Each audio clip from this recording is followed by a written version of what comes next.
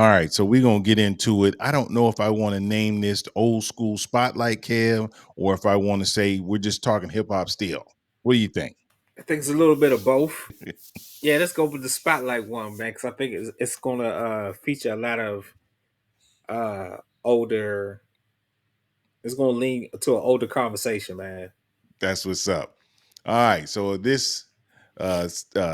this segment, we're calling it Old School Spotlight, and we're gonna have a conversation on LL was on Club Shay Shay, and Shannon Sharp asked LL, "Give me your top five," and he chose not top five, excuse me, give me your Mount Rushmore. And he Of gave Def his Jam Mount Rushmore artists. of Def Of Jam Def artists. Jam. That's correct. Of Yeah. Def Jam artists. And he did. So again, me being the elder statesman, I will anchor this one, and we're gonna let Kev jump into it. Kev, take it away with the LL Cool J's Mount Rushmore, Def Jam Mount Rushmore. First shout out to Shannon Sharp for featuring LL. LL's on this promo run now for his album that's going to come out soon. That's all. I think all, if not most of the production is Q-Tip, and we heard two songs so far. He's been getting good reviews. So LL is just I guess we could say he's back in a sense, but um, one of the questions he was asked that kind of generated a lot of buzz is his favorite, or he think the best Def Jam artist of all time.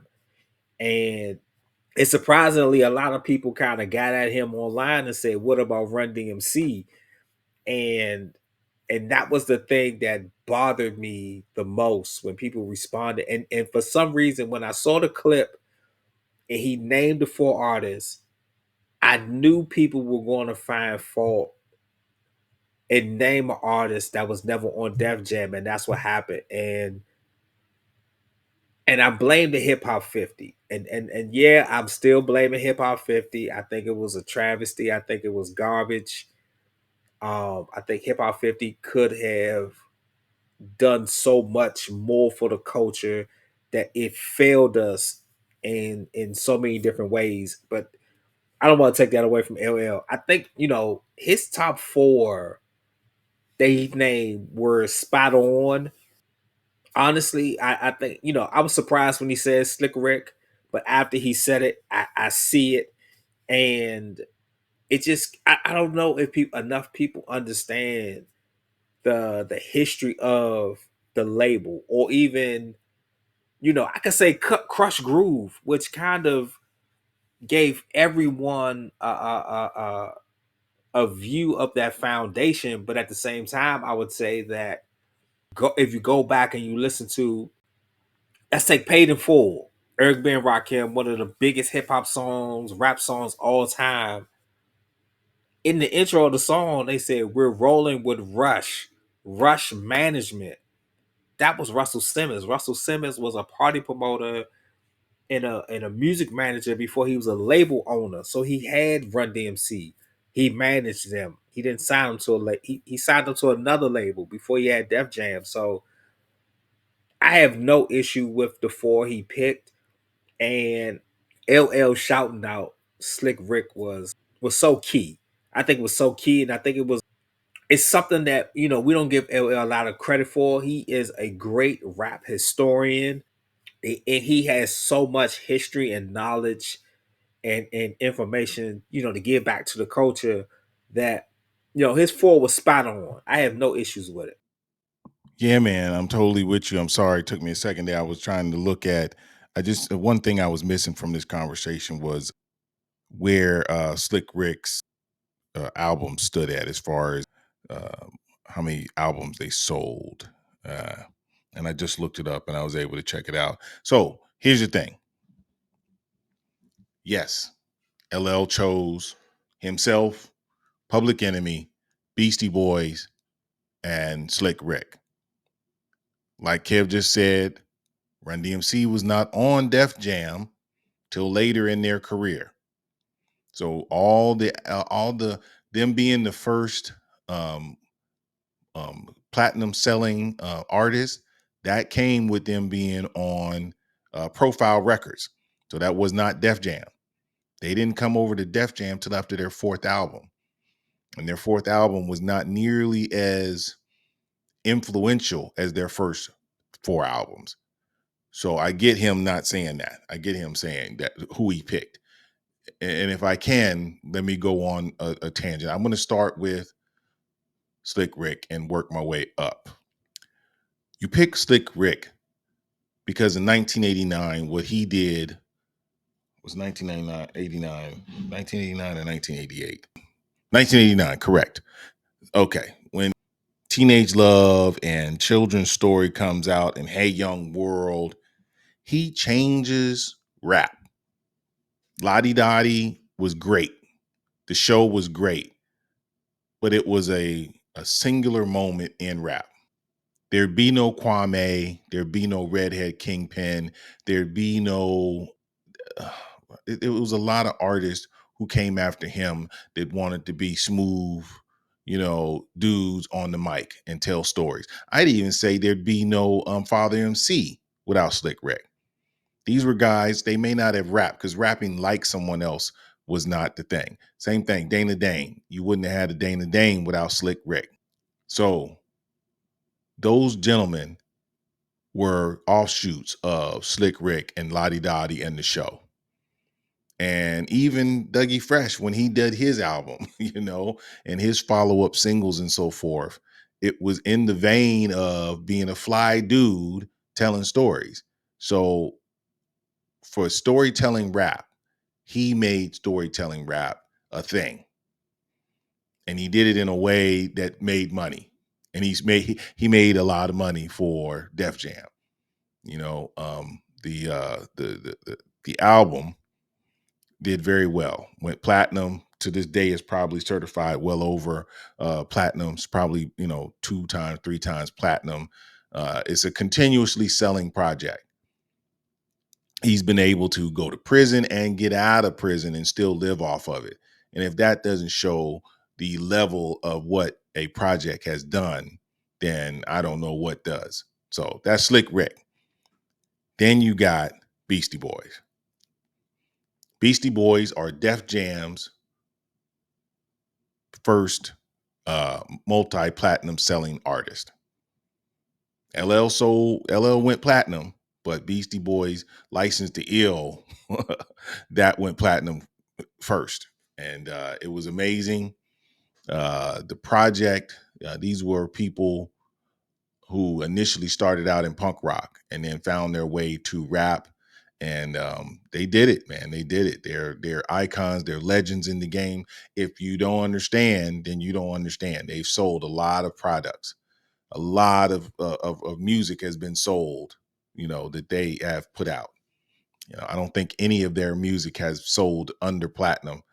They have diamond albums, and yeah, I'm just again, they're just huge, huge, huge, huge. God rest MCA's. Is it MCA or is it Ad Rock? Ad Rock. I'm sorry. God rest Ad Rock's. Rest in peace, Ad Rock. Run DMC gave them their platform for them to shine. But again, like Kev said, Run DMC was on Profile. So for as far as groups were concerned, Beastie Boys was there, and the success of Beastie Boys allowed Def Jam, where I'm about to go next, allowed Def Jam to then experiment with political rap. And you know who goes next, and that's Public Enemy. The consciousness, the information, the political tones of Public Enemy changed the genre. It changed us as a people. In the 90s, early 80s and the late 80s and the 90s, where I was in my I was matriculating into adulthood, it was a special time. And to have De La Soul, to have Public Enemy, to have Slick Rick, to have LL, Beastie Boys, Run DMC, to have these groups out there making music that changed society was important. Not that we didn't have the Two Live Crews, not that we didn't have the other artists of that time who made, MC Shadi, and who made music that was off tone, but it was still music. So Public Enemy, there would have been no Black Medallion movement without Public Enemy. Fight the Power to this day is going to be a movement song of the movement. So you have to remember, it is what LL was trying to convey is that he chose people who changed the genre. And for Def Jam, those people who changed the record company. Public Enemy changed the record company and allowed for groups like X Clan, Poor Righteous Teachers, Brand Nubian, and other groups that was out there, Intelligent Hoodlum, other artists that wanted to speak knowledge, Sister Soldier, and the list goes on and on. So I will say that those that if it wasn't for your Public Enemy, you don't get those things. And then LL, you got to put yourself up there, from I can't get by without my radio, to I'm jingling baby, around the way girl, mama said knock you out, to this project that he's getting ready to put out. The man has done everything: movies, TV, rap. He's an athlete, you name it, he's done it with no scandals. No scandals, party people. He's been in the business since the 80s. To this day, I don't know of any scandal besides him. People used to say that he would get a track from a younger artist and would redo his track so that he could outdo the artist. If that's all you've done in rap, then I'm not mad at you. So LL has done what he needed to do to cement himself. The word GOAT that we like to use now and gloat for women, if it wasn't for him, there'd be no such thing, because he was the first to be that. He is the GOAT. You can say he's not Nas. You can say he's not Jay-Z. You can say he's not Kendrick as far as his lyrical content. But what you can't say is that he didn't put asses in seats. He didn't have people standing in line to buy his next project. And he hasn't been successful in each endeavor that he's went into since then. So I totally agree with his Mount Rushmore and wouldn't change a space, not one person in it, because that's what matters, is that he chose people who changed the genre. I'm gonna let Kev get a few last words in here before we get out on this one, but I'm just telling you, you can't beat what the man did. You can get mad at him all you want to. And I get that the young people, you always want to be like, oh, you guys are haters. You guys are haters. You don't want no one else to shine but yourself. And in all actuality, it's just not true, man. It's just not true. Good is good.